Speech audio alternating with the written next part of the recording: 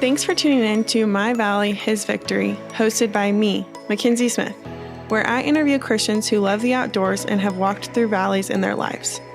In a world of highlight reels and surface-level relationships, we all have faced hardships. I believe our experiences can be encouraging to others if we have the courage to be vulnerable. 2 Corinthians 1 says, "The Father of compassion and the God of all comfort, who comforts us in all our troubles, so that we can comfort those in any trouble with the comfort we ourselves receive from God."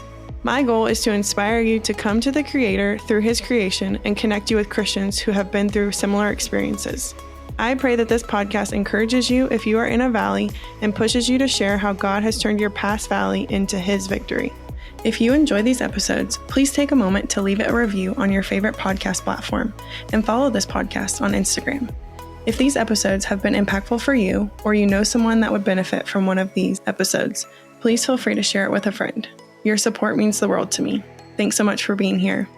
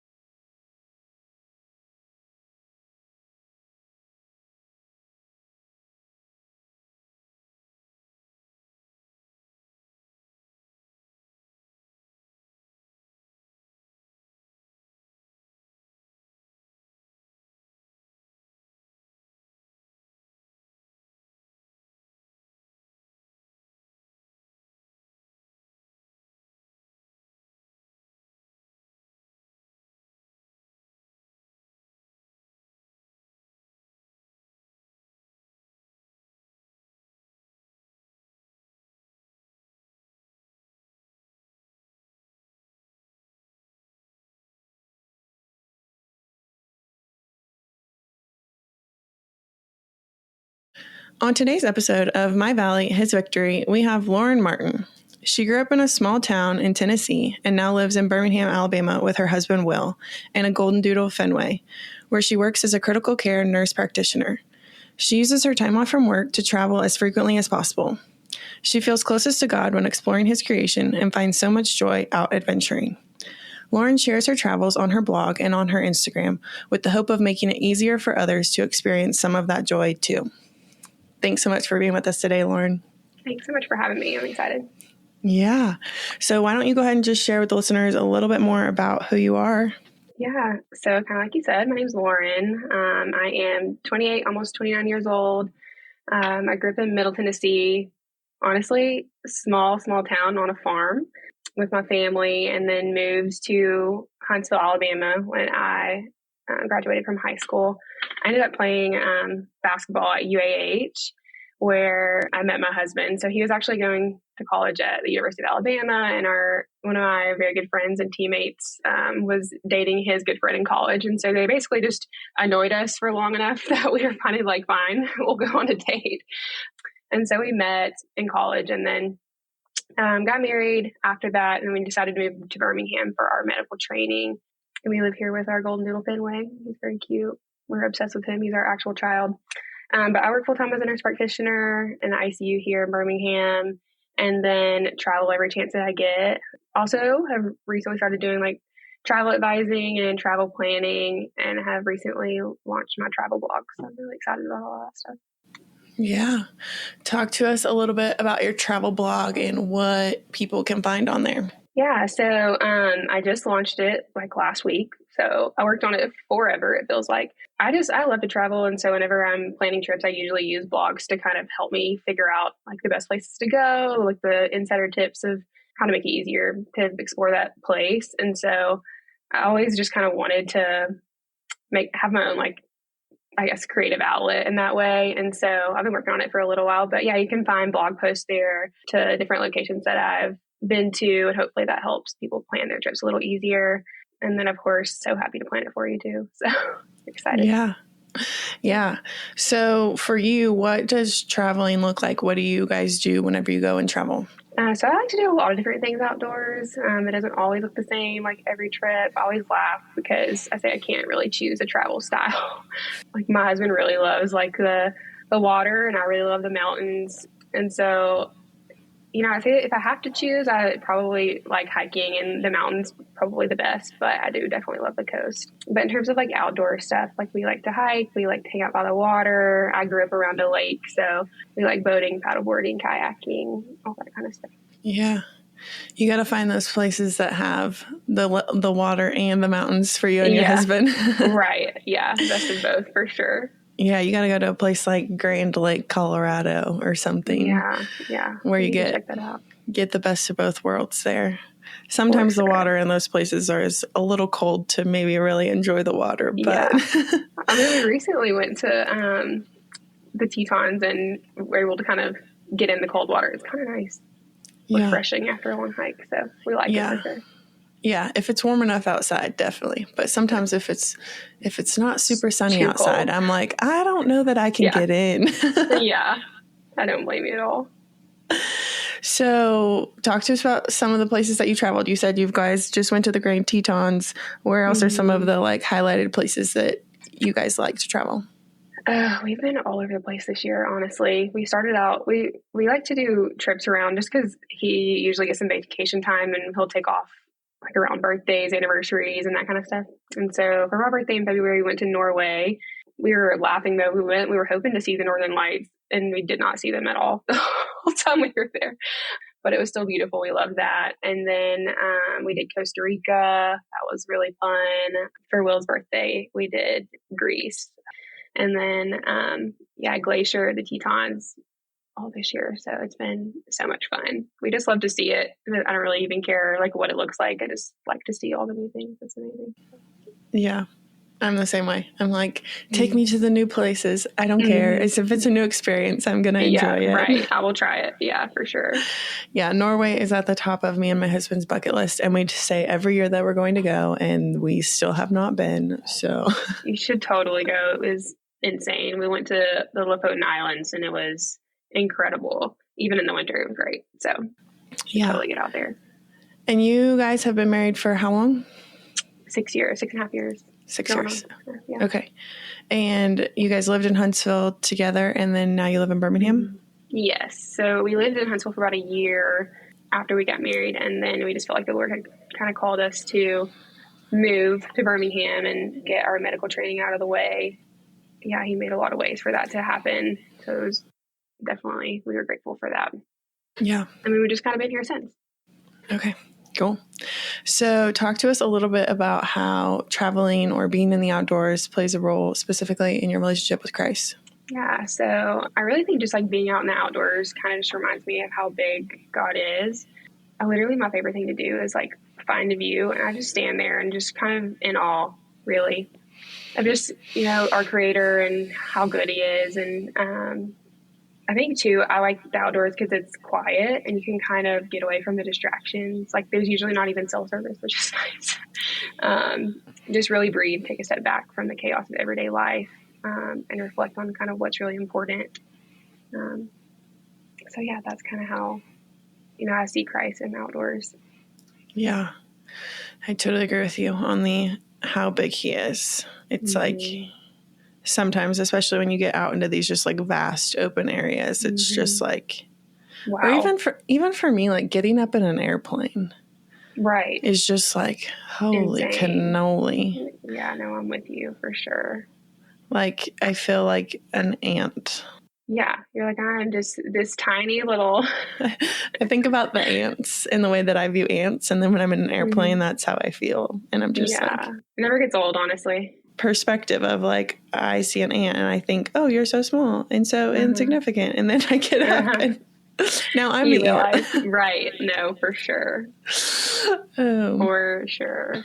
Yeah. So do you have a story that you can share with us about a way in which God has revealed Himself to you or spoken to you through the outdoors?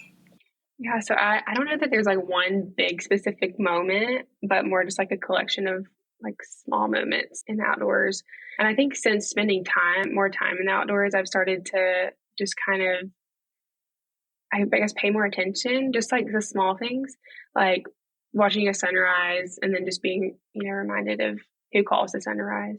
And then like recently we were in Glacier and there's this amazing view with like these giant mountains and then this field of just beautiful wildflowers. And I remember seeing that, or just like watching animals like out on the trail. And I'm just reminded of like how much God provides for just even the smallest creatures, and like how much more does He care for me and want to provide for me. And so I think that's a really cool thing. Yeah.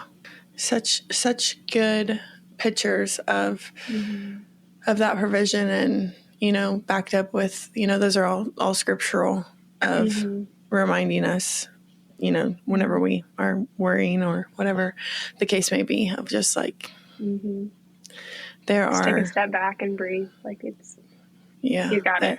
Yeah. There are billions and billions and trillions, and I don't even know what's larger than a trillion of like living, breathing, functioning things on this earth, and they all survive. Right. Yeah. Thank you for sharing that. It's a good reminder for sure for all of us.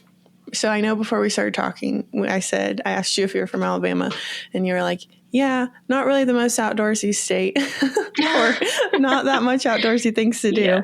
So you've talked about going on some of these like big trips and getting to travel the world. Can you talk to us or maybe share a piece of advice of how you connect with God through creation and just your everyday life living in Birmingham, Alabama? Yeah. So kind of like I said before, like after spending more time outdoors, I feel like I've started to notice the small things and then try to focus on those.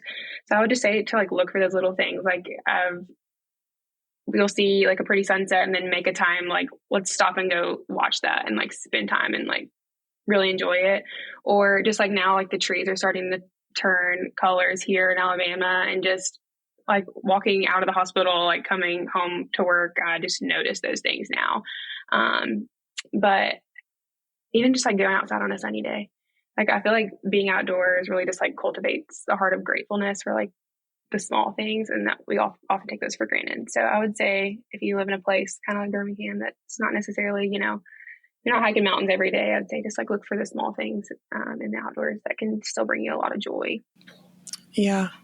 It's funny. I've said this a few times on here, but I used to live in Alabama and, thought the same thing, like, oh, it's just hunting and fishing and, those kinds of outdoor things. And I've had a couple guys on this podcast now from Alabama that are big backpackers. And they talk about like the Pinhoti Trail, which is in Alabama, and just like different things. And I feel like now that I've been gone, all these like outdoorsy, hikey, backpacking, those kinds of things have been brought to my attention. And I'm like, that's interesting because that's not a place that I would have thought. But I personally wouldn't call them mountains, but I know some people do like rolling. There's a lot of rolling hills in Alabama. Yeah. And so I think the highest one we have is Cheehaw. So yeah. I only know that to be true because of the Riley Green song that says Cheehaw is my Everest. Yep. Because it's like, that's the tallest mountain I have around. I actually think we might be going to Cheehaw this afternoon. So we'll let you know. Yeah. You'll have to let me know what it's like up there. My in-laws, you're going to have to tell me what it is called, but they always go to the state park. It's like Red Mountain, maybe? Yeah. Is that like south of Birmingham? Yeah, it's close by. I think we've taken Finn on a walk there a few times, but Finn there he is snoozing. Yeah. Yeah, they go there and just hike around all the time. And I've been up there a few times and it's beautiful. It's just beautiful in a different way. There's lots of trees in Alabama. Oh, yeah. And like I feel like sometimes there might be a good view, but like you're just in such thick trees that maybe sometimes it's hard to see. Yeah, for sure. It's like they call the AT the Green Tunnel. It's like I feel like Alabama could be a continuation of that. Yeah. I think too, like people that aren't really from here probably do come here and see the beauty more than, we do that have like lived here, just because it is different from a lot of places. But yeah, just try not to take that for granted. There's beauty everywhere. Yeah. It's funny because whenever my husband's from Alabama. That's why we lived in Alabama. But whenever we were in the process of moving out west, he was like, we were talking through criteria of what it would take, or, like what we wanted, not what it would take, but what we wanted from a place. And he was like, there has to be trees. Yeah.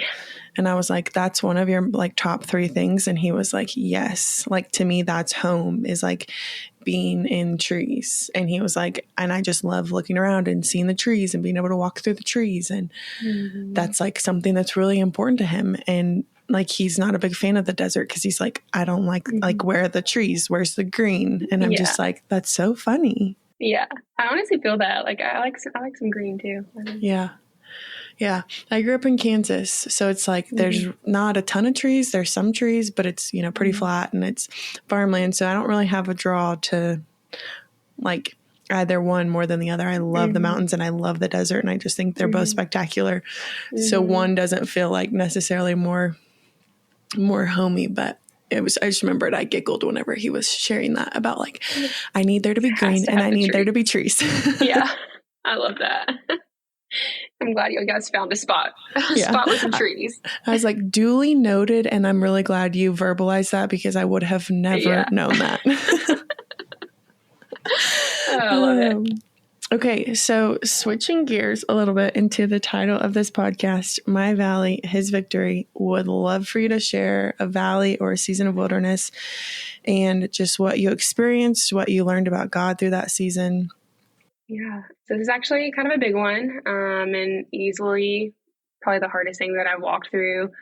It's actually my current valley. It's been something that my husband and I have kind of been struggling through and growing through over the last 3 years. So kind of like I said, my husband and I got married in 2018, right after we finished up college. We've always dreamed of having a big family. We're really excited for that season in our lives. But like we said, we were both in the medical field. And so we wanted to get all of our training out of the way before we started a family so that we could be more present when we did have kids. What we weren't prepared for, though, was the reality that having our own children wouldn't be easy. So after a year of trying to start a family, we were diagnosed with unexplained infertility, which basically just means that we did all of the typical testing, but we weren't able to find a cause or like a reason for all of it. And honestly, just hearing the word infertility felt like my worst nightmare. I really struggled for a long time, just like being frustrated with God. Like, God, I know that you're good, but nothing about the situation feels good or seems good. And I remember feeling like I was being punished in some way, which is exactly what the enemy wanted me to believe.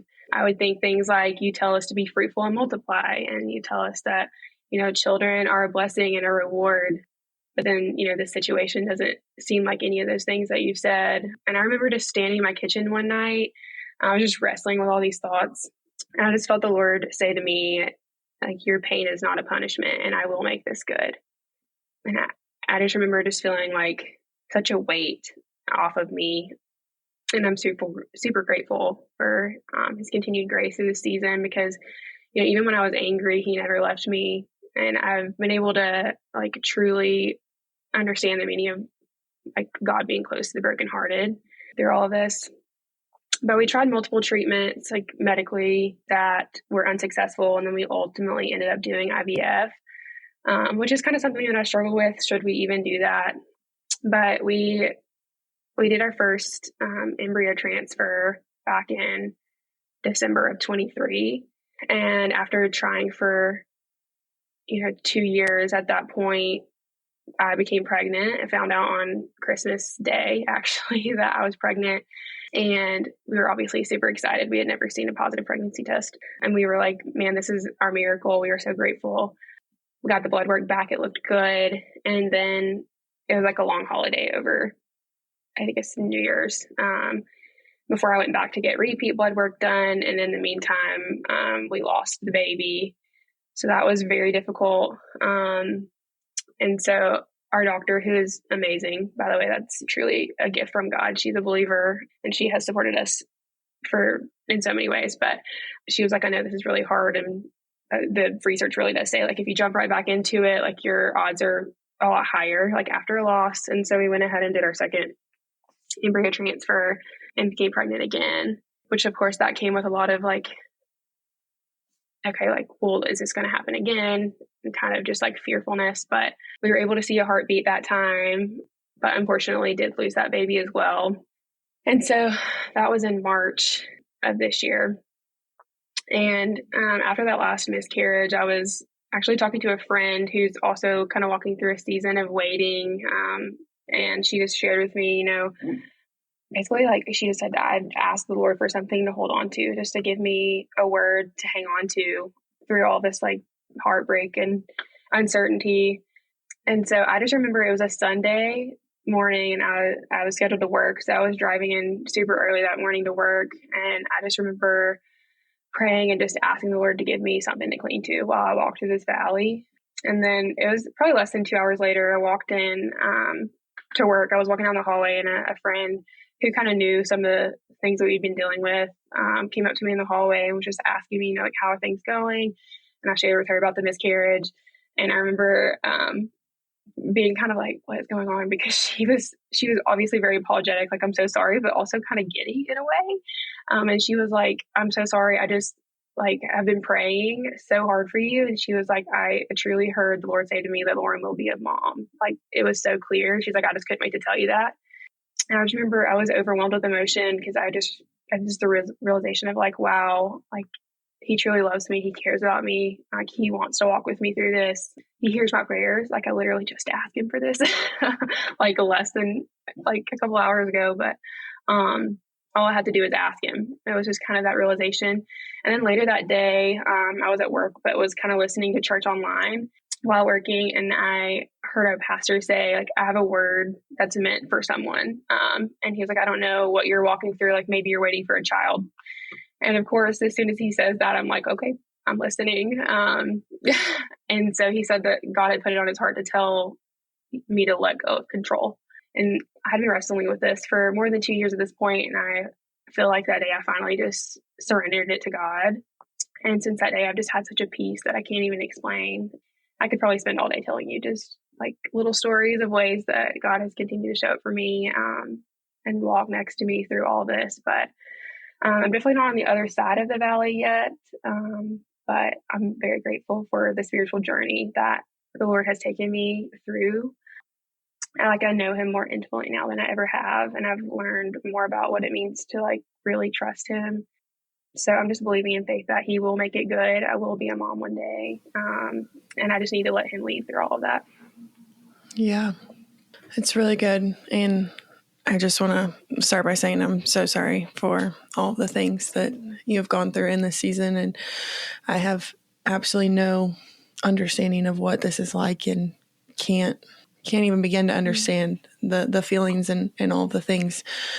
So I just want to start by saying that I'm sorry, because I know that this is, I don't know, but I can imagine how hard this is. And I appreciate that. Have just heard so many stories about the same thing. And it is, what you were saying at the very beginning, it is big. It is something that a lot of women, and I'll just say like families, because, when you're married, you become one, like a lot of families and a lot of marriages deal with. And I'm glad that you shared the verses and shared the confusion of, like God says that, to be fruitful and multiply. He says that children are gifts, and how confusing is that?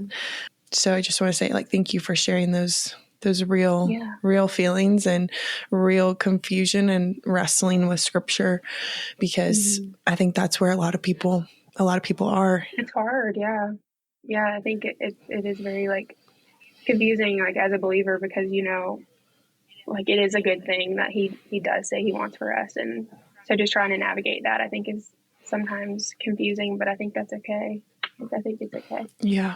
You shared towards the end there that you were thankful for a God who hears your prayers, and thankful for the answer from your friend at work, and just her word of encouragement. And then the sermon, and, how you were letting go of control and surrendering it to God. I would love for you to share with us maybe what that looks like for you, the letting go of control, because I think my brain goes one of two ways in this. In your mind, and this is just the question, is in your mind letting go of control being the IVF and the infertility journey, or is it just, giving up and surrendering the whatever you want to do with this, Lord? Just because I think that I could see the control, not saying that IVF is control, but I could see people wrestling with that. Am I trying to control the situation by intervening on this part? Or, I guess talk to us a little bit more about what that meant for you specifically. Yeah, no, for sure. That's a great question. At the beginning, when we were deciding whether we would even do IVF, that was kind of my struggle, is like, if the Lord wanted this to happen, like he would just allow it, right? And should we even go down this route? But I think, after a lot of prayer, we kind of decided to do it, because, especially being in the medical field, like we for sure believe that like the medicine is a gift from the Lord. But I think, through this, just kind of realizing how much I was trying to control.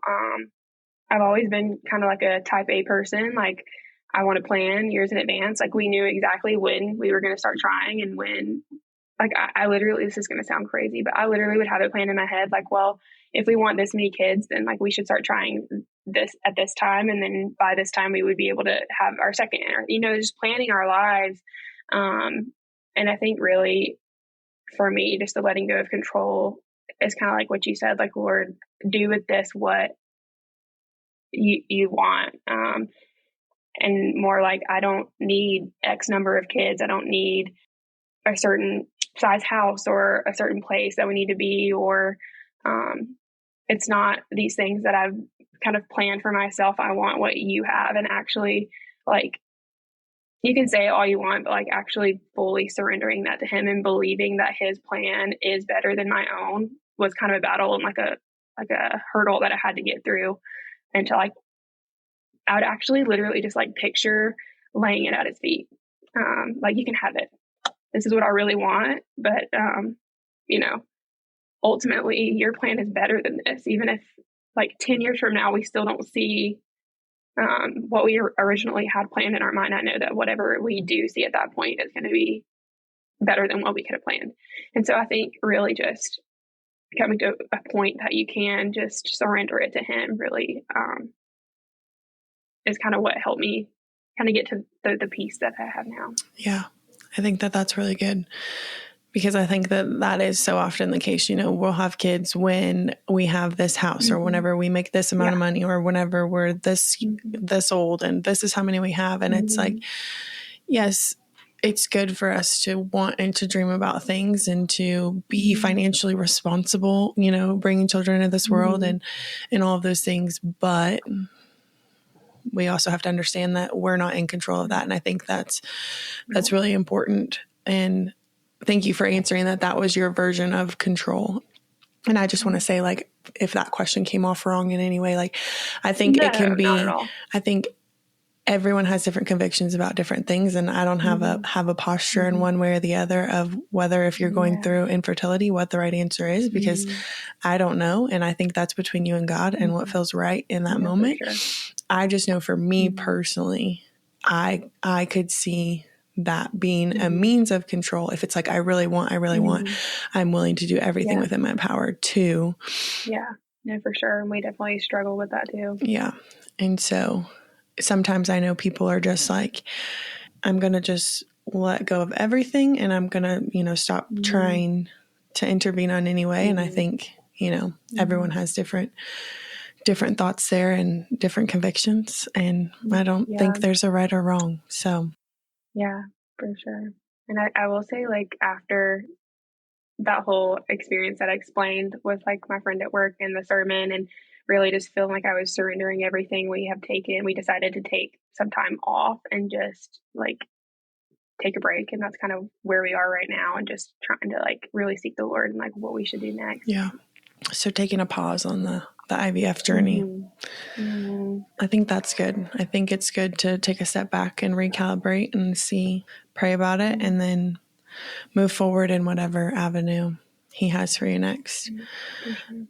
I would love for you to share. We talked a little bit before about kind of even you coming on this podcast and sharing this story. I'd love for you to share a little bit more about kind of why you're here and why you're sharing this.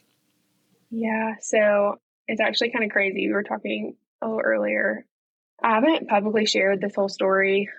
And like I said, it's been a long time. It's been 3 years. And I've just been praying, like, Lord, there has to be some good in this and a reason for a lot of these things. And just praying, like, I'd love for you to use it in some way. And I know there's a lot more people than we realize that probably walk through the same type of experiences. And so I honestly was just like praying the Lord would use it. And it's honestly not what I was expecting at all. But when you reached out to me about, being a guest on your podcast, I was like, okay, Lord, like that's kind of wild. But if it's what you want me to do, I'm happy to do it. And so, just praying and hoping that my story resonates with someone and hopefully can be helpful to them. And of course, always open to anyone that wants to chat. Would be happy to do that. Yeah. Yeah. We can never quite understand the reason why things happen to us. But what we can do is we can try our hardest to encourage others through our journey and what God has taught us. And so I just want to say thank you for stepping into that and being willing to share the hard things, because I know that is really hard. But I think that, this is part of what God calls us to do is to share our stories and encourage others through it. So I would love for you to share with a listener who maybe is going through a similar season, maybe has gone through a similar season, just some words of encouragement or advice. Yeah, I would say, God is right where you left him. That's what I had to realize is sometimes I felt like through this journey, like, God, where are you in this? But really, he wants you to seek his face and he'll meet you right where you are. He met me when I was angry and I was frustrated. He just really wants a relationship with you. And there's so much peace on the other side of that, even in the valley. And I actually had a couple of verses that I wrote down. The first one is Psalm 34:18, that the Lord is near to the brokenhearted and he saves the crushed in spirit. It says, many are the afflictions of the righteous, but the Lord delivers them out of them all. And I've just found so much truth in that he is so close to you when you're in a valley and you're walking through something, and he wants to comfort you through it and wants to walk with you through it. And just like, I don't know what it will look like, but I'm just trusting that it will be good because that's who he is. And then the second verse that I really kind of clung to and that I hope like others can maybe use through their valleys is James 1:2-4. It says, count it all joy, my brothers, when you meet trials of various kinds, for you know that the testing of your faith produces steadfastness. And let steadfastness have its full effect, that you may be perfect and complete, lacking in nothing. And I would say before my journey with infertility and loss, I would say like this verse really perplexed me because I was like, that doesn't really make sense. How am I going to count it joy to walk through stuff like this? But I'm just really grateful that the Lord has allowed me to see the good in the journey. I feel like he's really molding me through it. I would have never been on here doing all this without the growth that I've, kind of seen through this journey. I have a deeper relationship with him.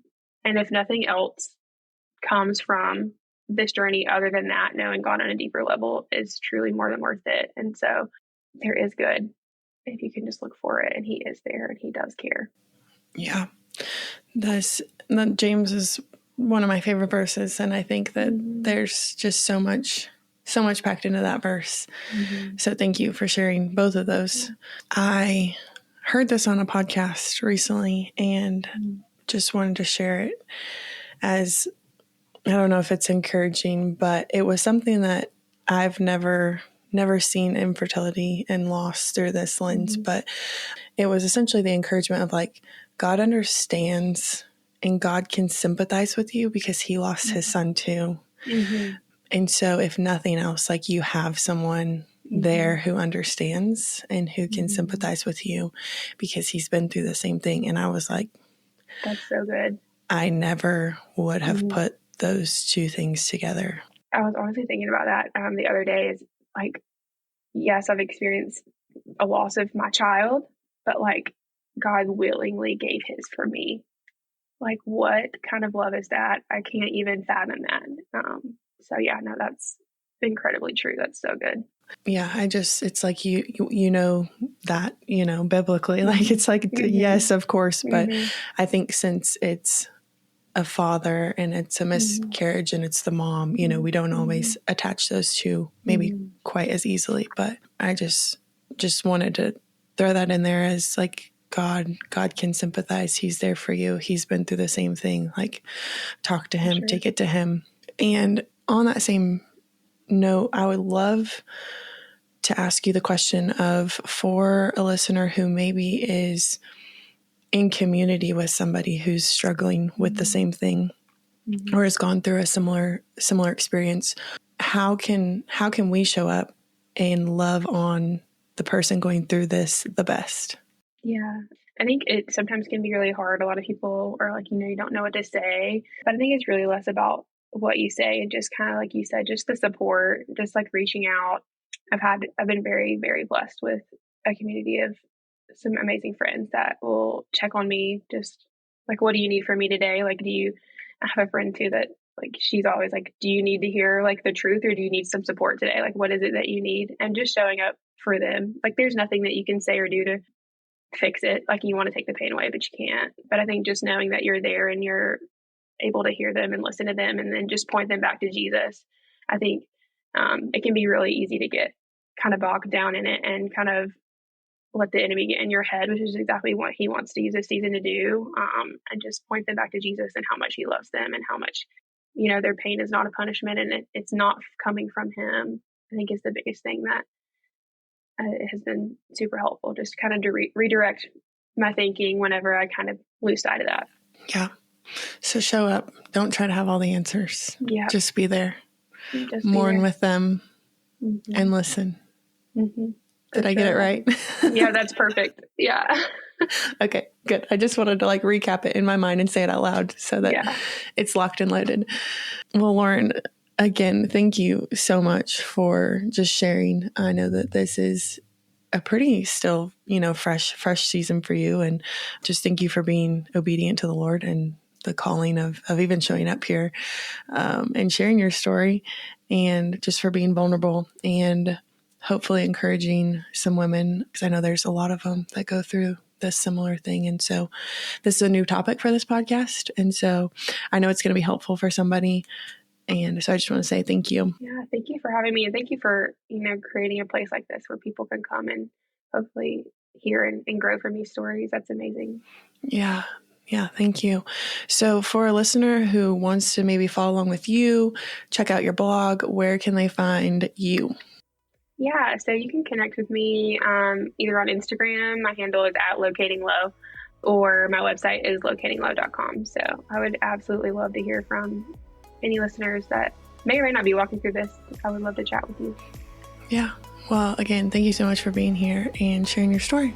Yeah, thank you so much for having me. Thanks so much for listening to this week's episode of My Valley, His Victory. If you or someone you know are interested in being on this podcast, please email myvalleyhisvictory@gmail.com.